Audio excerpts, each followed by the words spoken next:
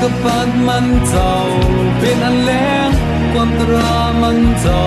เป็นเห็นแหงในเขาตั้งไปในผู้ว่าในสาวความตรามันเจ้าเป็นเห็นแหงนุกกปัดมันเจ้า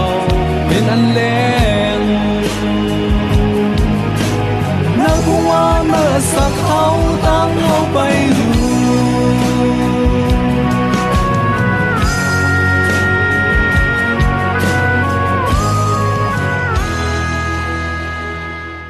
มาสุงคาพี่น้องผู้ชมเห็นเสียงใต้ตีนับยำกุจกุปาแก้มหลิกตั้งสายลมอีกปาดังข่าวลงแรงเบิงไหลมาโหบโทบโหบยาพี่น้องเอากากว่าแทงวันหนึ่งเยาวเขาอ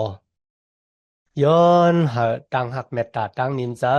ดังสมเสือมนเปียวตีลูกตีเท่าลาพระเป็นเจ้าเขาขามาแต่อยู่ในจุดอาสาของเขาคากว่าหังเผาหังมันเสียกำค่ะพี่น้องค่ะจ่องยามมีตั้งอันตัวทบตาหันณจุดอาสักปานก้นของเขาจำตีฮอดถึงเยิ้งมาอยู่ลีเลียวค่ะนะซ้ำขึ้นหนหลังขึ้นไหนจ่องพี่น้องค่ะยามทบค่ะจอมหนังเดียวค่ะเลยอ่านมีหลายก็ค่ะมันจะเป็นก้นเลียนแห้งมันจะเป็นก้นที่อยู่ในปางเข้แข็งมันจะเป็นก้นพึกขี่ม้าหลายรองหลายตั้งค่ะนะเขาสิหลายนะเขาว่าจำได้ถึงเยื่องมาอยู่เย้าค่ะนะโอ้ยกะเขาซ้ำขึ้นหนหลังขึ้นตั้งเก่าในวันที่ปนมาเฮาคันเลยละถึงกนมิวอิเซล่าไปอยู่ในเถินแรงลงเข้าตั้ง40 ปีมือจี้40 ปีเย้ากับพระเป็นเจ้าก็ป้าเขามาถึงคาเดสปาราเนียอยู่จำเรียนลินกติศึกษานั่นกันแหละติเข้ากว่าเนอะแผ่นดินคานาอันที่พระเป็นเจ้าเลยปันว่าที่ปูมอนเขาอับราฮัมอิสากยากูบกันนะโดยทั้งที่คนมิวอิสลามตับหลุดส่งผู้สอบข่าวกว่าก็เพื่อสังก็เพื่อว่าพระเป็นเจ้าเป็นผู้ที่ลาดนี้เขาไว้อ่อนตั้งว่าแผ่นดินกติศึกษานั่นน่ะเป็นแลนดินที่มีน้ำพึ่งและตั้งน้ำนมในเขากุ้ยกะเมื่อคนมิวอิสลามย้อนหาส่งผู้สอบข่าวก่อนดังในโมเสสก็เลิกผู้สอบข่าวคนคืออิสลาม1 คืน 1ก่อ12ก่อค่ะว่าเสเขากวาดสอบข่าว40 วันเอาขึ้นไหวปกมากขึ้น10ก่อมาต่างเปียนในกวนเมืองเฮ็ดให้กวนเมืองตกจ๋าเขาลาดว่าซึ่งวันเมืองนั่นน่ะมีหูลำเวียงสูงบ่ได้ถึงผ้าในคันนะหรือสินั้นก็คนที่อยู่ที่นั่นน่ะเป็นก้นตัวใหญ่ตัวสูงมันบอกว่าเป็นผีเหมือนเจิงผีรู้ผีพายในคันนะว่ายอเขาลาแทงกำหนึ่งว่าลินที่อยู่ในเมืองนั่นน่ะเป็นลินที่กินก้นเลยค่ะโลกคนมีอุศิลาทั้งหลายและยินความลาดของผู้จอบข่าว10 ก่อในคันนะเขาพากันเจอลำพระเป็นเจ้าเขาบอกนะเขาว่าพระเป็นเจ้าเนี่ยมากเขาพระเป็นเจ้าที่ป้าเขาและป้าลูกล่างของเขามาตายมาอาปันคนอโมลีเขาแยมลูกเขาตายในเขาพี่น้องค่ะกุ้ยกับโยสูดังการแลบ2 ก่อใน12 ก่อในค่ะนะเขาลาดว่าอย่าไปกูแผ่นดินกติศาสตร์ที่พระเป็นเจ้าปันไว้ที่เฮานั่นน่ะเขาขึ้นกว่าตึกเอากำเหลียวตาเนี่ยพี่น้องค่ะตีไหนอ่ะคนเมืองอิสราป้ากันกำก้อนหินเนี่ยก็ได้ปือดัง2 ก่อในตายค่ะเหมือนเรื่องความแต่ค่ะมีไว้ว่าหมาน้ำหมาเป้หมูหมูน้ำหมูเป้หมาค่ะนะมันบอกว่าลองมันแม่นสิจังเหมาอ่ะภายแล้วน้ำก็จะอยู่ภายนั่นเลยค่ะนะวางปอกก้นดีอยู่ภายอัปเดตลาดลองมันแม่นสิจะนำเลยสิก้นดีอยู่ภายนำค่ะนะเสียหลายแต่ค่ะที่ไหนค่ะเมื่อคนมีอิสระทั้งหลายป้ากันห้องให้ป้องค้างจะลำต่อพระเป็นเจ้าเนี่ยพี่น้องค่ะพระเป็นเจ้าก็จะลำเหมือนกันพระเป็นเจ้าลาติเขาจึงค่ะคนที่มีอาศักเตจ้าเอา 20 ปีขึ้นกว่าเนี่ยคนจะเนี่ยเต็มไล่เขาเนื้อเรียนดินกติสจักที่เขาปั่นไว้ที่ปุ่มหมอนของเขาในเขาอาลูพี่น้องกติในเขาขาเลยหันว่าอาซากเนี่ยมันเหมือนเจิงเป็นตั้งอันมักคานหรือไรคำตามตั้งพิธาอำลูกคำตามตั้งพิธาเนี่ยเหมือนเจิงหนังพระเป็นเจ้าอาซากเป็นตั้งอันมักคานครับ พระเป็นเจ้าลัดว่าติดเจ้าอาศัก20 ปีขึ้นกว่าเนี่ยสุดเดียมเลยเขานั่นแหละนี่ก็ที่สัจจะกุยการลุกล้างติดสุรัดว่าเขามหักเขาตีเขากุนอมอลี่เหียมตายนั่นน่ะลูกอ่อนเจ้าเนี่ยติเลยเขากว่าเนื้อเรียนลินก็ที่สัจจะพี่น้องค่ะเขาถามว่าพระเป็นเจ้าจังเขายก็จังลูกหลานของเขาที่ในพระเป็นเจ้าลัดว่าลูกหลานของสูนั่นน่ะติเลยเขากว่าอยู่เนื้อเรียนลินก็ที่สัจจะ กุยกับสูดังหลายเดเจ้าอาศักเศร้าขึ้นกว่าเดเลยตายอยู่เนื้อเถินแรงหลงเลยพี่น้องเขามาถึงแลนดินเนี่ยรู้เลยเข้ากว่ากุยค่ะนะซ้ำขึ้นหนหลังครับพระเป็นเจ้าเราพวกนั้นก็ให้สูขึ้นไหวปอกมือกว่าขึ้นน้ำปังหลายแรงบุญนะสูเดมเลยเข้าอาโลเป็นตั้งอันใจเล็กขอ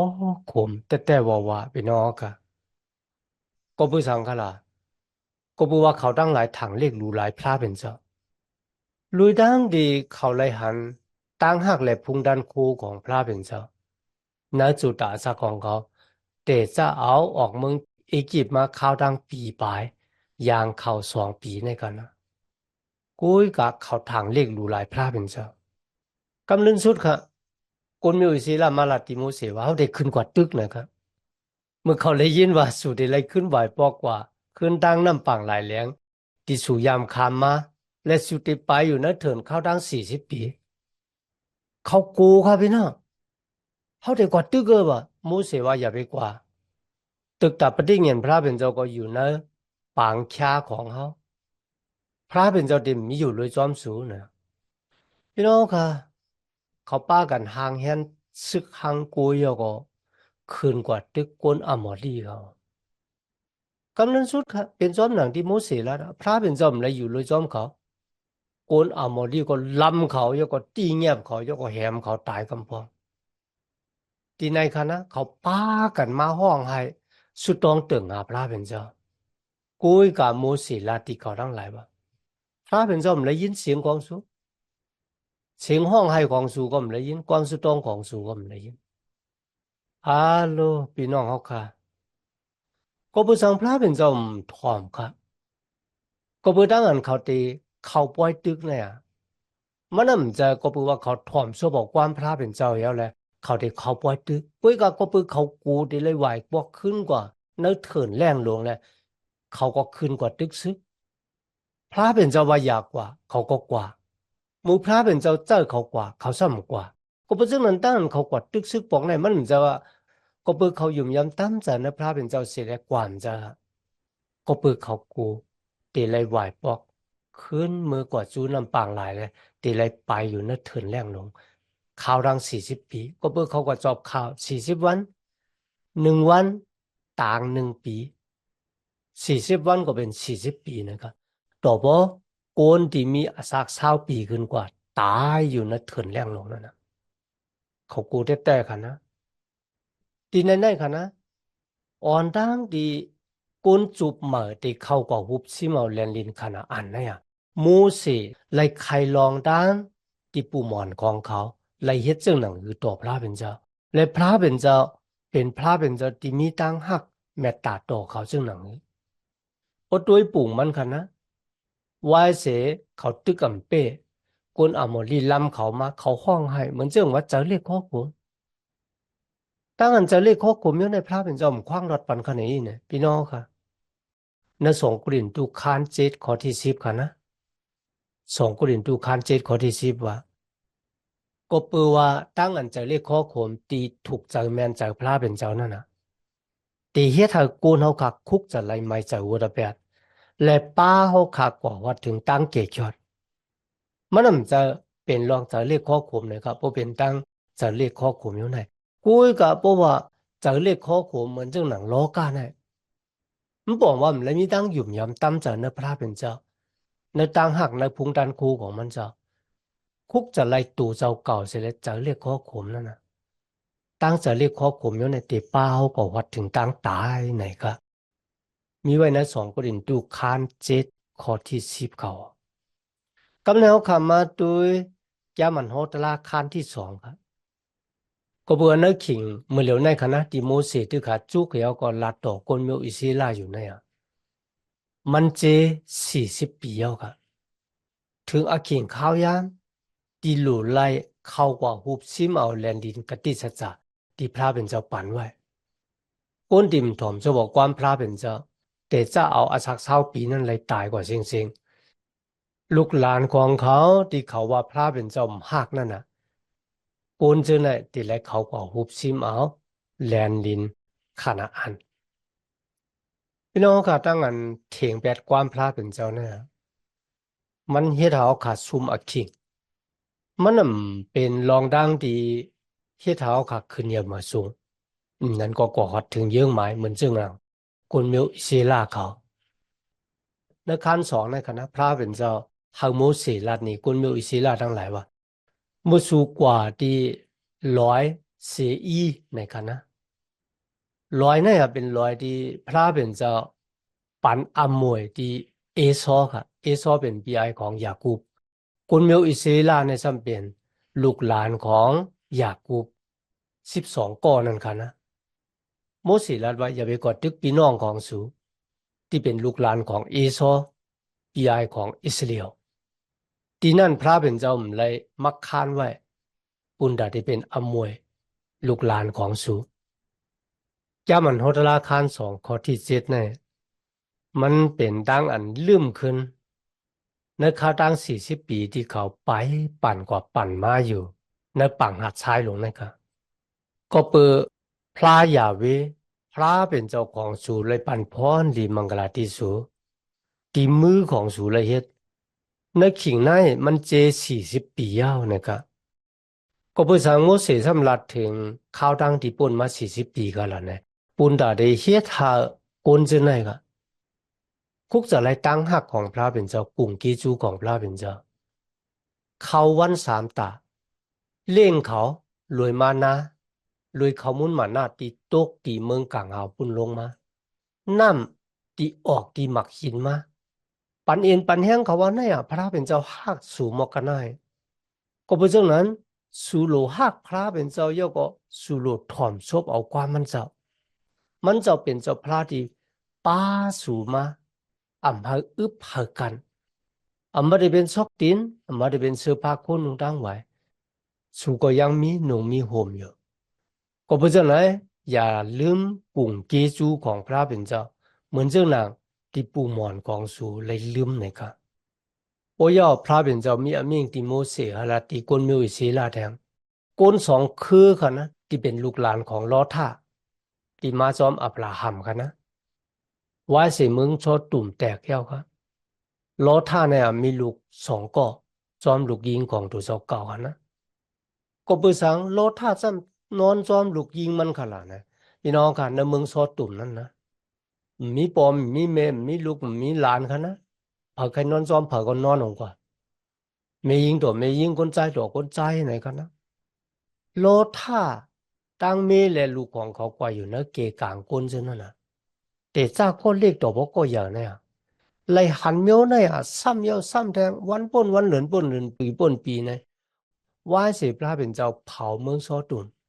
เลยดังอันหาตะมันกลางเอามาจอยโลท่าเนี่ยออกป่นคุยกับมีเขาเย็นเป็นเสาคือก็เปือว่าไหวตัวขึ้นตีตะมันกลางเอาห้ามชี้ไว้ว่าอย่าไปไหวขึ้นดังหลังนั่นกันนะก็เป็นเรื่องไหนครับตั้งอันก้นเขาอยู่เกกลางก้นเมียวเหล่านั้นน่ะมันเฮ็ดให้จับปากย่างเขาตึกเราปอเขาหาเมาอยู่ก็2ก็พี่น้องครับนางยิงนะเลกันนอนจอมปอของตัวเจ้าก็ตัวพอมีลูกก้นเจ้าคือหมอผ้าเลยอีกปะนะก้นเจ้าคืออัมมนเนี่ยเป็นลูกหลานของลอธาก็เป็นเรื่องไหนที่ในพระเป็นเจ้ามีอมิงติโมเสหะลัดนี่คนมีอิสราบะอย่าไปตึกเอาลินเมืองของก้นหมอผ้าทางก้นอัมมนก็เพื่อว่าเขาเป็นพี่น้องของสู เขาขาเลยหันว่าพระเป็นเจ้าเปิดทิ้งกติสัจจะเตว่ากันนะยามันโหดราคานสองแต่จากคอเศร้าหกตัวพอถึงคานสามพระเป็นเจ้ามีอมิงที่โมเสสฮลัดนี่คุณมิวอิสราทั้งหลายว่าโมเสสขึ้นซับแรงสร้างล่างหนีเขาวันนั้นในคันนะพระเป็นเจ้าเจ้าคนมิวอิสราเนี่ยเขากว่าในเส้นดังหลวงของคุณหอคำสิอุ่นเขากว่าย้อนอควางมันเลยครับกุยกับมือคนมิวอิสราส่งบูตังตัวกว่าย้อนอควาง ลุยตั้งที่คุณเอาคำสี่หุ่นเนี่ยมันตอบความมีสังเสียมีอยู่ก็ป้าเอาตับซึกมันมาตึกคนมีอิสระคนมีอิสระก็ตึกเป้เขาตึกเป้เขาก็แหมมาเป็นล้วนก้นหลงค่ะนะปยอก็หุบซิมเอาเงินคำและอีกบาดังสัตว์ลิกสารของเขาว่าจะเป็นพุงแปะพุงโซ่พุงวัวพุงกะละอุกใช่ไหมครับยอก็มาเผยแมงปันกัน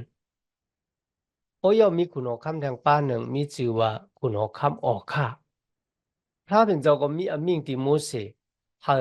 คนเมียวอิสราเขากว่าจุคุณหอคำยอดรัดว่าเขาขาย้อนไปกว่านั้นเส้นตั้งหลงเข้าของสูคู่ของสูกามีเขาเต็มเติมยิบน้ำของสูเพราะว่าเขาขากินเขาก็ติดซื้อกินแค่นต่อปั่นเขาขาป้นกว่าจอมเส้นตั้งหลวงสู่เจ้าเสกันเหมือนกันดังคุณหอคำสี่หุ่นนั่นกันนะ ปันกุ้ยเหมือนกันครับแค้นตับซึกของเขาออกมาตึกกันทางคนมิวอิสิละกุ้ยกะในสมัยแกมดิกมีไว้ว่าพระเป็นเจ้าอาบคุณออกคำสี่หุ่นอีกประดังคุณออกคำออกข้าเนี่ยไว้ในมือของคนมิวอิสิละมันเหมือนจะเห็นว่าเขาปั่นแห้งคนมิวอิสิละเขาหมอหูว่าพระเป็นเจ้าปู่มอนของเขานั่นนะมีอยู่โดยจอมเขาพระเป็นเจ้าอยู่ภายเขาพระเป็นเจ้าติดตึกโตยันสู่ของเขา จอยเขาเขาลุงเรืองเบิงอยู่ว่าเขาก็เลยหับเอ็นแห้งในหลวงในค่ะนะเขาเลยหูว่าพระเป็นเจ้าที่เป็นพระปู่หมอนของเขานั่นนะเป็นพระเป็นเจ้าที่เปิดทิ้งกติสัจจะอยู่ตาเสนะย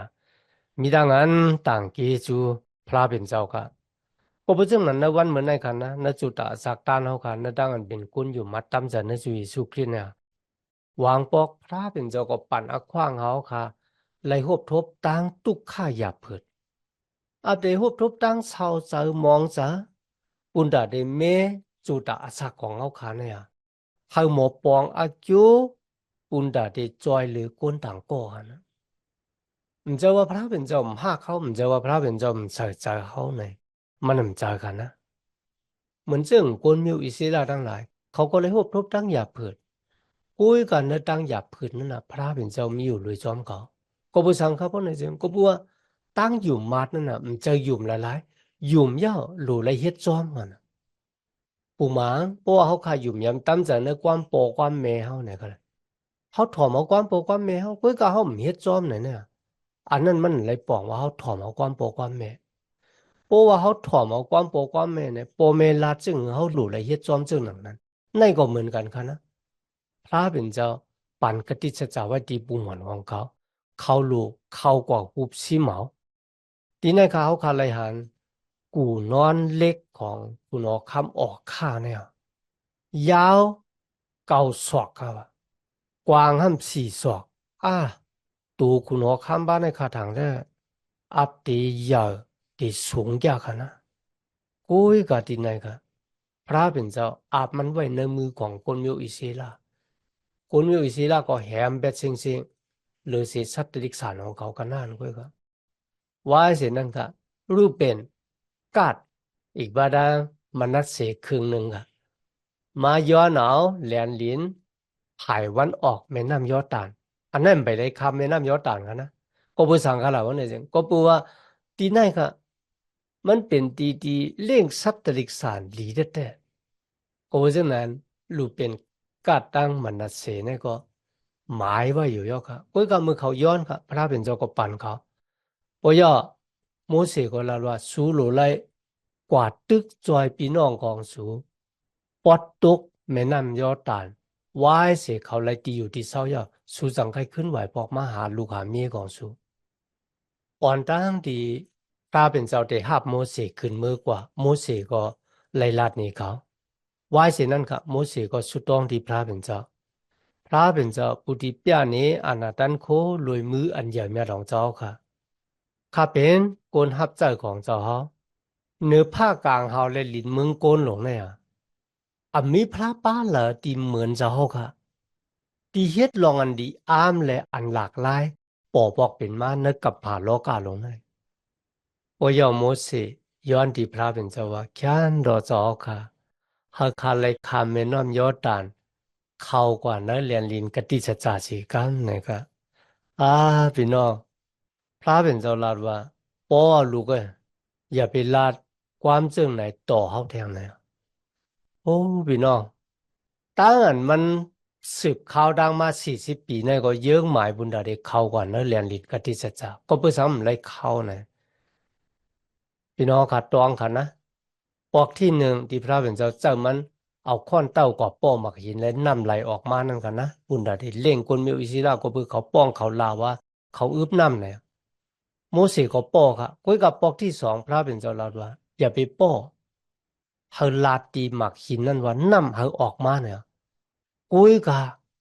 คนมีอิสระเขาโยงต่อซาโมเสสแต่มันก็ทิ้งอะไรค่ะนะมันเจอลำแล้วก็พระเป็นเจ้าลาดว่าเฮาสั่งมันก็ป้อมเลย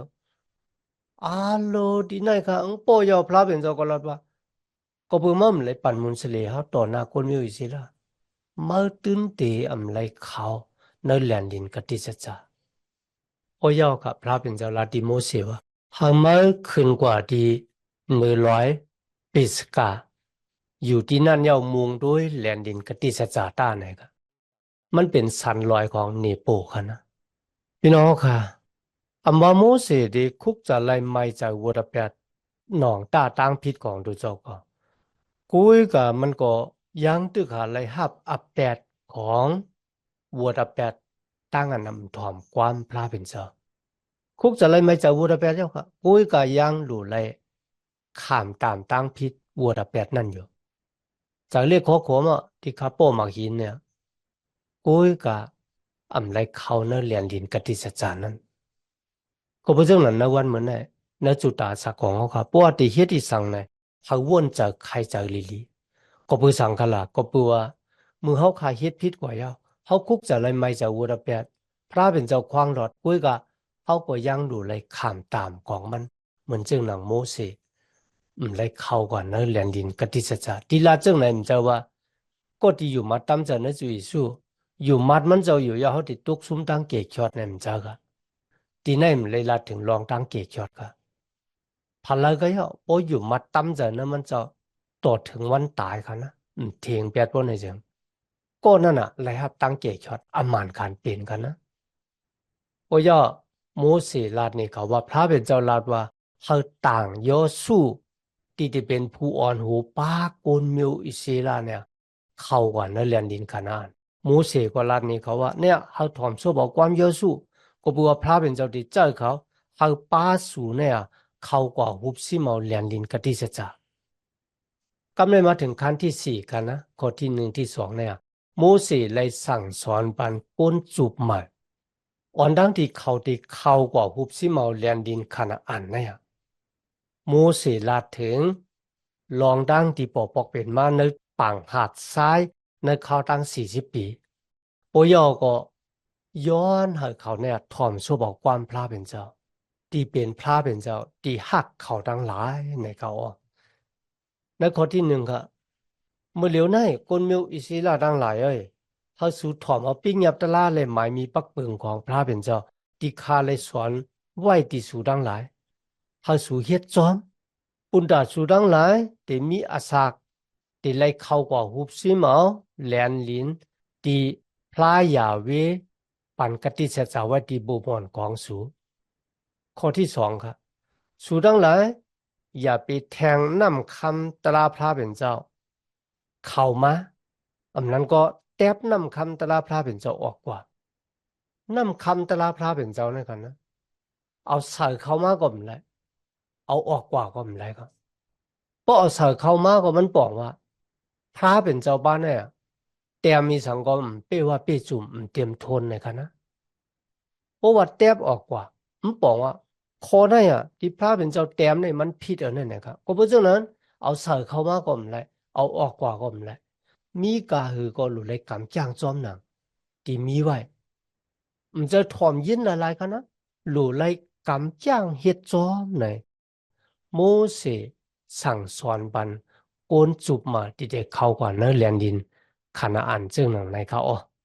ก็เพื่อสังขารบุญเนี่ยจริงก็เพื่อว่าพระเป็นเจ้าเนี่ยมีอารมณ์เขาล้อมรูลุ่มลาโกนมิวอิเซลาเขาขึ้นอย่างมาสูงเขาเลยหบทบตั้งออมอย่างเขาเตเลยหบทบตั้งออมอย่างซึ่งขนาดนี้นั่นก็ลุยตั้งอันยุ่มยำตั้มสารนะพระเป็นเจ้าถอมซบออกความพระเป็นเจ้าตั้งอันถอมซบออกความพระเป็นเจ้ามันเหมือนจึงเป็นตีตั้มอาเย่เยอะได้แต่ก็ตีเตเฮทาพระเป็นเจ้าเนี่ยปั่นพรหลีมังกลาที่เขาก็แปลว่าตั้งอันถ่อมซบเอาความของพระเป็นเจ้านั่นนะมันเป็นตั้งอันกลมิวอิสิลาคุกจะไล่กุ่งเกจูของพระเป็นเจ้าแหละ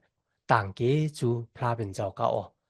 ในวันเมื่อนั้นก็เหมือนกันครับพระเป็นเจ้ามีอารมณ์เขาหาลูกล่างแต่เป็นเจ้าคนที่อยู่มาตำจันในจุยสู้เนี่ยเขาขึ้นอย่างมาสูงเขาเลยหบทบตั้งออมอย่างในตั้งอันเฮ็ดจอมหนังอารมณ์ของพระเป็นเจ้าเห็นหูซักอโลเฮ็ดจอมอโลแล้วก็เฮ็ดเธออโลของพระเป็นเจ้าอ้อมอย่างณสุตะจักปานกุนที่มาเกิดในโลกาลงในและพระเป็นเจ้ามีอโลข้าเฮาคักคุกจะไลกุ่งเกซูของพระเป็นเจ้าติดจอยเฮาขาวันป่นวันเลือนป่นเลือนปีป่นปีห้ามตัวถึงมันไม่แล้วแน่อย่าลืมกุ่งเกซูตั้งเฮ็ดอันยาเม็ดของพระเป็นเจ้าที่มีในจุตะสักของเฮาคานในเขาอ๋อย้อนหาตั้งหักเมตตาตั้งนินจาตั้งสมซื้อมนเปียดที่ลูกที่ถาวราพระเป็นเจ้าเขาขามาแต่อยู่ในหูเสาเขาคักกว่าหังผ่าหังมันสิกรรมค่ะมาสุงค่าลูกกระปัดมันเจ้าเป็นอันแรงความตรามันเจ้าเป็นเห็นแหงในเขาตั้งไปในผู้ว่าในสาวความตรามันเจ้าเป็นเห็นแหงลูกกระปัดมันเจ้าเป็นอันแรงในผู้ว่าในสาวตั้งเอาไป